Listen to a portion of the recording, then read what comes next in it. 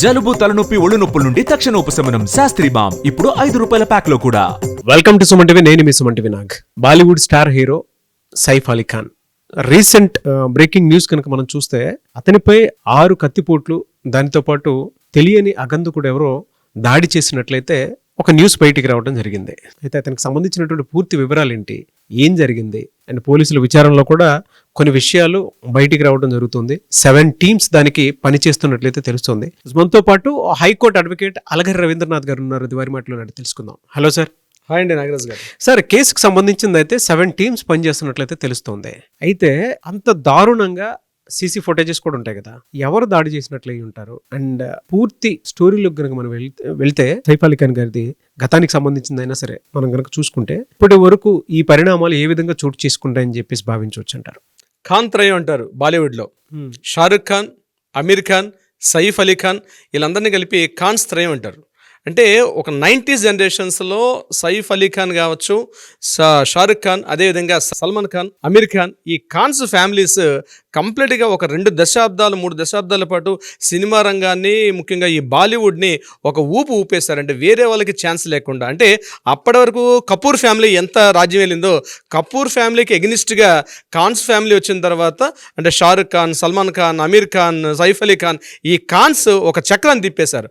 అందులో ఈ సైఫ్ అలీ ఖాన్ మిగిలిన ముగ్గురుతో పోలిస్తే సైఫ్ అలీ ఖాన్ మాత్రం చాలా డిఫరెంట్ పర్సన్. అంటే డిఫరెంట్ అని ఎందుకన్నానంటే ఆ మాట నేను ప్రధానంగా ఆయన యాక్చువల్గా మిగిలినటువంటి ఖాన్స్లా కాకుండా ఈయన ఆగర్భ శ్రీమంతుడు. పుట్టుకతోటే కొన్ని వేల కోట్ల రూపాయలకి ఆగర్భ శ్రీమంతుడు. అసలు నీకు సినిమా రంగంలో పనిచేయాలంటే జనరల్గా సినిమా రంగం అంటే ఏంటంటే స్టూడియోలో వెంబడి తిరుగుతూ ప్రతి ఒక్క ప్రొడ్యూసర్ ఇంటి గుమ్మాన్ని ఎక్కుతూ, డైరెక్టర్ గుమ్మాన్ని ఎక్కుతూ మాకు అవకాశాలు కల్పించండి అన్నటువంటి విషయం మనకి మిగిలిన ఫ్యామిలీస్లో కనిపిస్తుంది. కానీ సైఫ్ అలీ ఖాన్ అట్లా కాకుండా పుట్టుకతోటి ఆగర్భ శ్రీమంతుడు. ఎందుకు పదవాడంటే ఇంకొక 10 తరాల పాటు కూర్చొని తిన్నా తరగనంత ఆస్తిపరుడు ముఖ్యంగా ఈ సైఫ్ అలీ ఖాన్.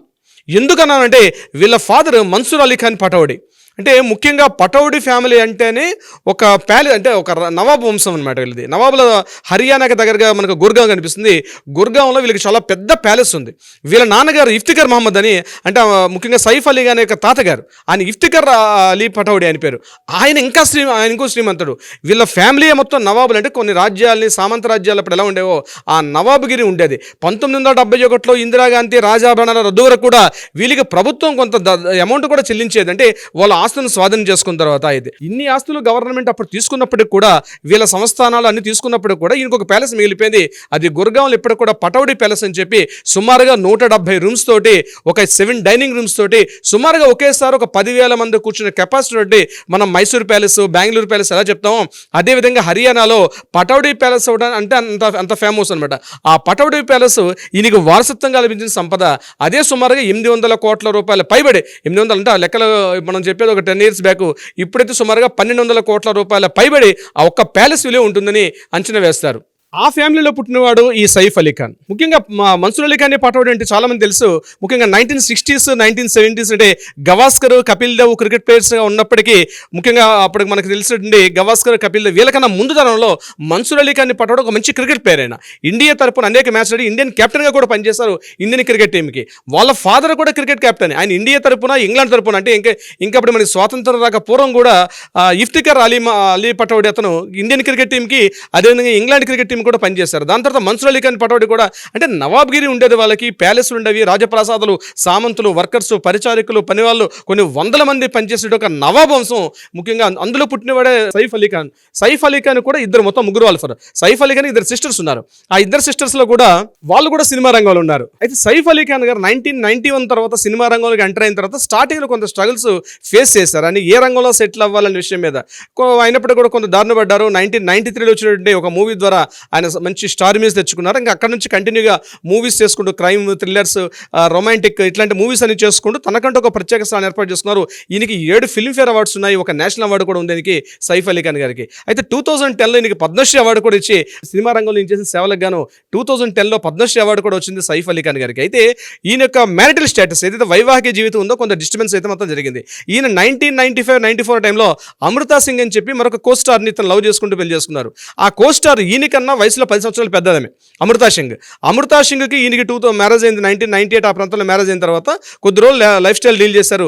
వీళ్ళకి మళ్ళీ 2 పిల్లలు పుట్టారు. ఆ 2 పిల్లలు ఇప్పుడు మనకి హీరోయిన్ కనిపిస్తుంది, ముఖ్యంగా సారా అలీ ఖాన్, ఇబ్రహీం అలీ ఖాన్, వీళ్ళిద్దరు కూడా 2 పిల్లలు పుట్టారు ఆయనకి. సారా అలీ ఖాన్ ఇప్పుడు కూడా కొన్ని మూవీస్లో కూడా యాక్ట్ చేస్తుంది అమ్మాయి కూడా. సారా అలీ ఖాన్, ఇబ్రహీం అలీ ఖాన్ ఇద్దరు అయిన తర్వాత 2004లో కొన్ని ఇష్యూస్ వల్ల వీళ్ళిద్దరు కూడా విడిపోయారు. అయితే కొంత ఒక యారోగంట్ పర్సన్ సైఫ్ అలీ ఖాన్ గారు కొన్ని సందర్భాలు వివాదాస్పద వ్యాఖ్యలు చేస్తూ కూడా కొంత రౌడీ అన్నట్టుగా కూడా ముద్రపడడం కూడా జరిగింది. సో కొంత వివాదాస్పద వ్యాఖ్యలు చేయడం, ముఖ్యంగా ఒక సందర్భంలో ఒక జర్నలిస్ట్ ని అమృతా సింగ్ గారికి ఒక బ్రిటిష్ జర్నల్ కి మధ్య వీళ్ళిద్దరి మధ్య కొంత రిలేషన్ ఉందన్నట్టుగా ఒక పేపర్లు రాసినందుకు గాను ఇమీడియట్ గా జర్నలిస్ట్ ని పిలిచి చాలా గట్టిగా కొట్టినట్టుగా అప్పట్లో 1995 పెద్ద వార్త అయింది. ఆ టైంలో 1999, 2000 ఆ టైంలో ఒక పెద్ద వార్త అయింది. అమృతా సింగ్ ని ఎవరైనా కామెంట్ చేసినా కూడా ఆయన తట్టుకోలేని పరిస్థితి. చాలా సెన్సిటివ్ పర్సన్, ఎవరైనా కొంత యారోగెంట్, సెన్సిటివ్ ప్లస్ యారోగెంట్, ఎవరైనా ఏదైనా మాట్లాడి మాత్రం వెంటనే చేయి చేసుకుని కొట్టే తత్వం కూడా ఉండేది ఒకప్పుడు 90sలో 2000 వరకు కూడా. సో 2004లో వీళ్ళకి మధ్య విభేదాలు ఏర్పడడం, అమృతా సింగ్తో ఈయన విడిపోవడం కూడా జరిగింది. 2004 తర్వాత మళ్ళీ ఈయన అప్పుడు కరీనా కపూర్ గారితో ఈయన లవ్ ట్రాక్లో పడడం కూడా జరిగింది. ఇక్కడ విశేషం ఏంటంటే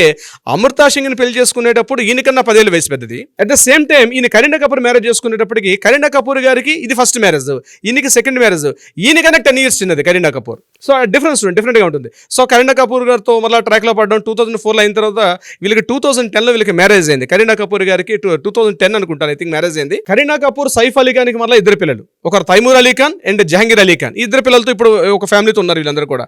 అయితే కొంత వివాదాస్పద వ్యాఖ్యలు, ఆస్తులకు సంబంధించి, ఇది కాకుండా వీళ్ళకి స్విట్జర్లాండ్లో ఒక అవుట్ హౌస్ కూడా ఉంది. వీళ్ళకి స్విట్జర్లాండ్లో సుమారుగా చాలెట్ అని చెప్పేసి స్విట్జర్లాండ్ సెంటర్లోనే వీళ్ళకి సుమారుగా అక్కడ ఒక 20 ఎకరాల స్థలంలో ఒక వీకెండ్ హోమ్స్ లాగా, అదంటే గెస్ట్ హౌస్ లాగా అనమాట. సో స్విట్జర్లాండ్ కూడా అది కరీనా కపూర్ పేరు మీద కూడా రాస్తున్నట్టుగా మనకి విషయం తెలుస్తుంది. సో ఏదేమైనప్పటికీ కూడా ఇంటర్నేషనల్ స్విట్జర్లాండ్ కావచ్చు, దుబాయ్ కావచ్చు, ఇండియాలో కావచ్చు, సుమారుగా లెక్క వేస్తే 2000 కోట్ల పైబడి ఆస్తులు ఉన్న నికర ఆస్తులు విలువ సుమారుగా 2000 కోట్ల పైబడి ఆస్తులు ఉన్నట్టుగా మనకు తెలుస్తుంది సైఫ్ అలీ ఖాన్ గారికి ఉన్నటువంటి ప్రాపర్టీస్. అయితే ఇటీవల కాలంలో ఈయన కేవలం హిందీ మూవీస్ ఒకటే కాకుండా వెబ్ సిరీస్లో కూడా రావడం జరిగింది. నెట్ఫ్లిక్స్లో కూడా కొన్ని సేక్రెడ్ గేమ్ అని చెప్పి ఒక నెట్ఫ్లిక్స్ వెబ్ సిరీస్లో కూడా యాక్ట్ చేశారు. దాని తర్వాత రీసెంట్గా గడిచిన ఒక 4 years నుంచి 23లో ఆదిపురుషు, అదేవిధంగా దేవర సినిమాలతో కూడా దక్షిణాది ప్రేక్షకులు కూడా దగ్గర అవడంలో ఆయన ట్రై చేస్తున్నారు.